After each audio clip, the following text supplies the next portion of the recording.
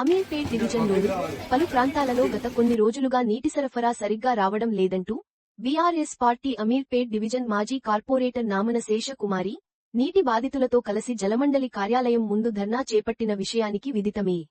ఇదే నేపథ్యంలో మంగళవారం బల్కంపేట్ బీజేఆర్ నగర్, కుమబస్తీ తదితర వాసులు ఎదుర్కొంటున్న నీటి సమస్యపై నామన శేషకుమారి మరోసారి జలమండలి డైరెక్టర్ మరియు సిజేంలను కలిసి తక్షణమే సమస్యను పరిష్కరించే దిశగా చర్యలను చేపట్టాలంటూ కోరుతూ వినతి పత్రం అందజేశారు. ఈ విషయమై సానుకూలంగా స్పందించిన సీజీఎం ప్రభు సమస్యను తక్షణమే పరిశీలిస్తూ పరిష్కరించే దిశగా చూస్తామంటూ తెలిపినట్లు పేర్కొన్నారు. ఈ కార్యక్రమంలో బీఆర్ఎస్ నాయకులు, పలు బస్తీల వాసులు పాల్గొన్నారు.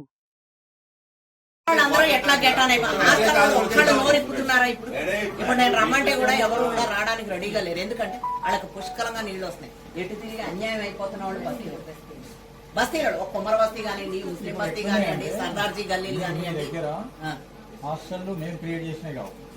వాళ్ళకి మేమే క్రియేట్ చేసాం అనుకోండి. పోనీ బిల్డింగ్ ఎక్కడ కడితే అక్కడ హాస్టల్ తీసుకుంటున్నారు. కమర్షియల్ ఉన్నది మీకు సరే.